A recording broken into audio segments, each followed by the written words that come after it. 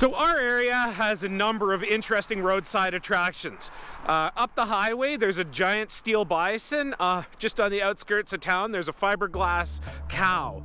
But this one, I think, kind of takes the cake. It's a seasonal thing, but it's still pretty impressive nonetheless. And before we do the reveal, Tim's got something to say. I had a very, very short-lived job as a valet parking attendant. It was fun while it lasted, but, well, I'll just let the visual speak for itself. So here we go.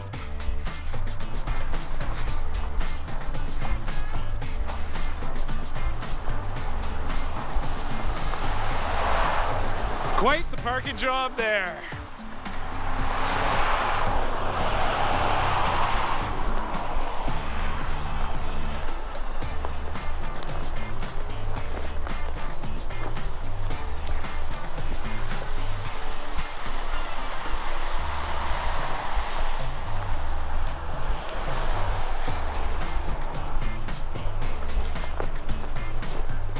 Sure, there's a story behind that one.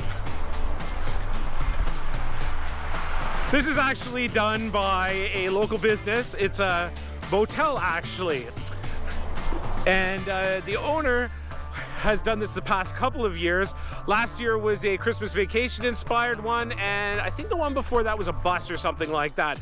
But it's pretty Full motorhome. Oh, yes, that's right. Full motorhome.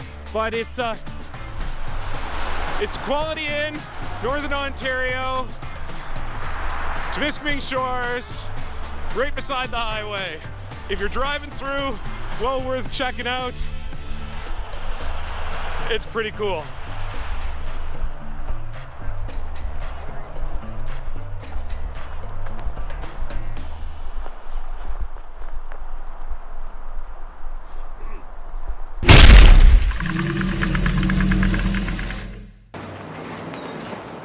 So what have we got here? A 6.0 out of an 03 Denali, so an LQ4 LS motor.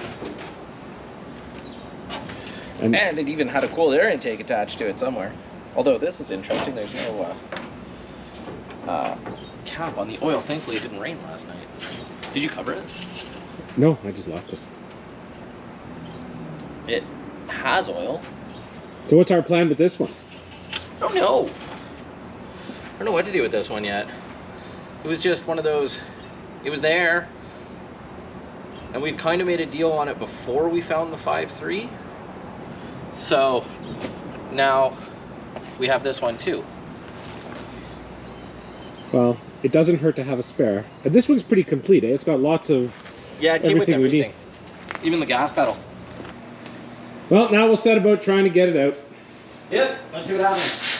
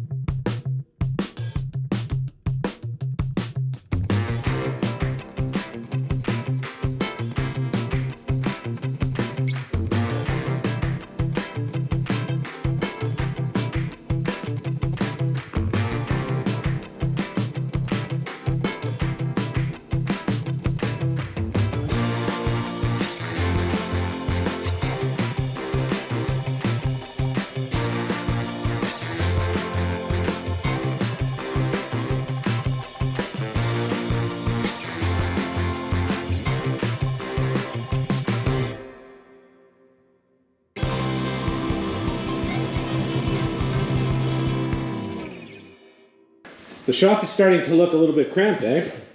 Tiny bit. What are you doing over here? I was checking out this stuck-in stud here. start getting it cleaned up to get it out.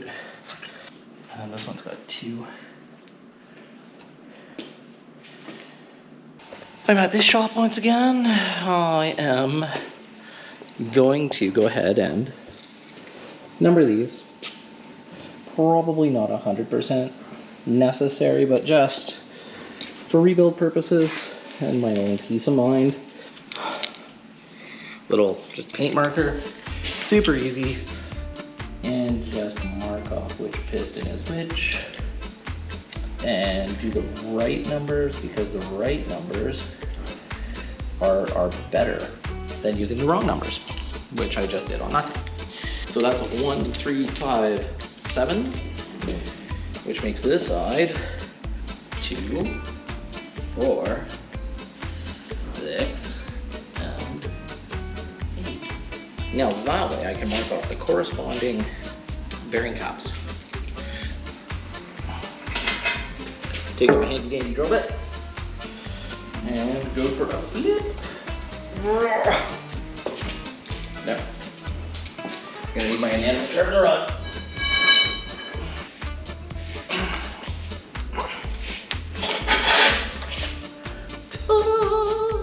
So now I can correspond my bearing cap to my piston. First, lock this back in place as we don't need yet another flip over.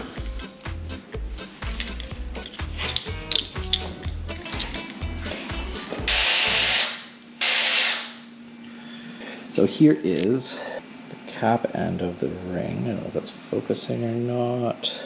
Of the bearing, I mean. It's definitely, no, it's not. I take that all back. It stayed on the engine. Interesting.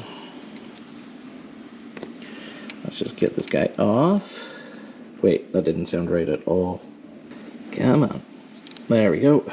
Let's just do a quick check here. Not bad. Nope, not bad at all. For a high mileage engine, so far it's been pretty impressive. So you can see that is cylinder 1. We will put it there. All right, let's go over to time lapse.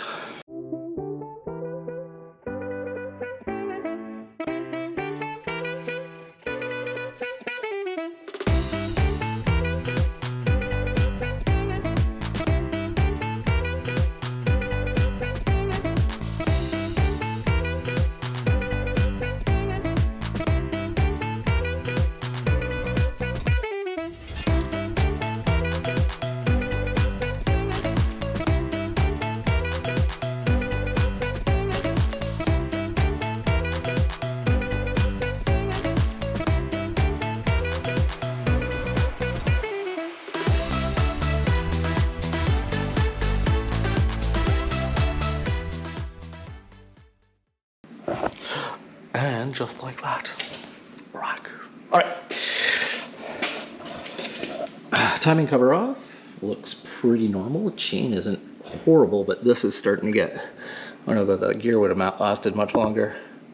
It's getting pretty shark toothed, and that's when they start to skip. Crank looks good. No scoring. Can't really feel anything. Look, that wipes right off. So I think we're going to use this crank unless I can find a cheap forged one online. We don't have any performance parts stores in the area, so we'll see. These, once again, wear guides. I don't know if that's too far gone or what. I'm going to have to ask some of my friends. I'm going to take the flex plate off just because. And yeah, we're shaping up, man. I'm really excited about how we're looking, and then we'll take all the mains out and pull the crank right out, and timing gears off next, and that's where we're at. So let's see. At this point, I label everything because I'm old and I forget things, like which side is reversed and which side is forward. Hopefully this is not right side whatsoever. There we go. Drop that one.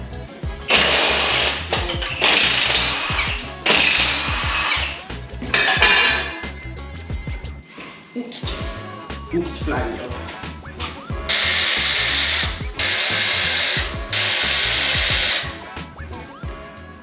See what we got going under here. We're looking okay.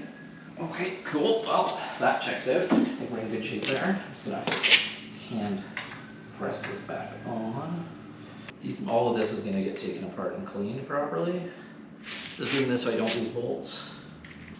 Oh, we haven't talked about music to overlay yet. What should we do today? What would be awesome?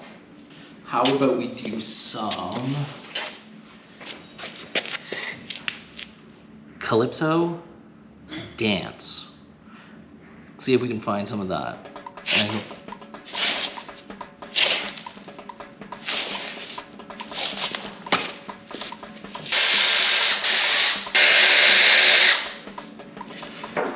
something really important that I just can't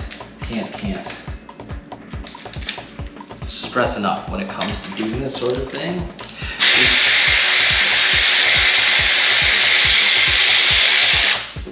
We're out. All right. Okay, I'm gonna take a break for a sec.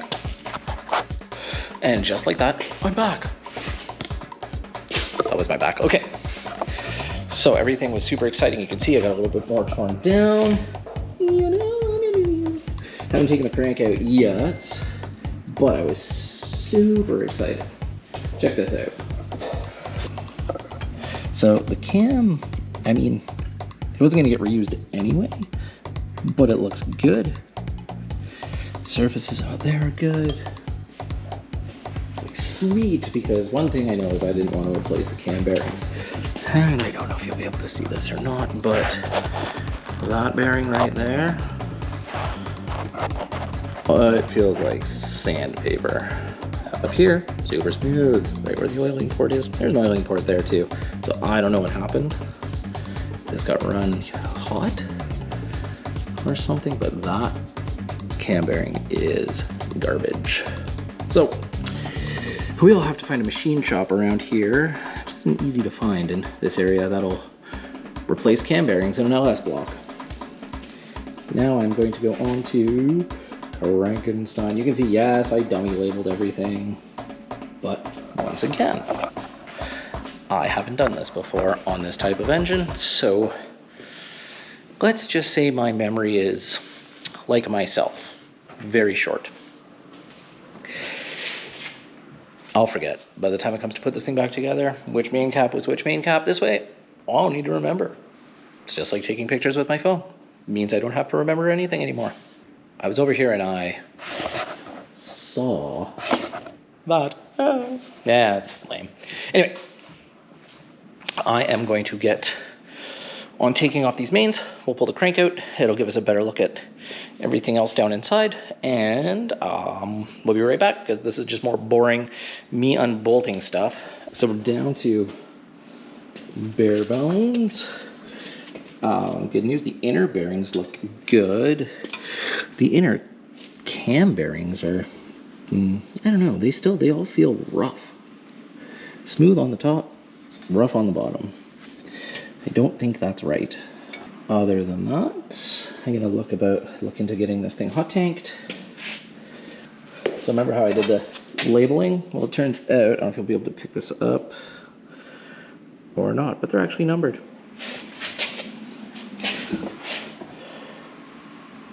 Mine are different, but they still correspond. So there you go. One torn down block now. We got our motor mounts in today. We'll mock those up on the frame. Just over here. Put the old mounts back in, kind of mock the block up and see what we got. I think at this point, though, it's not gonna be much to lifting that block.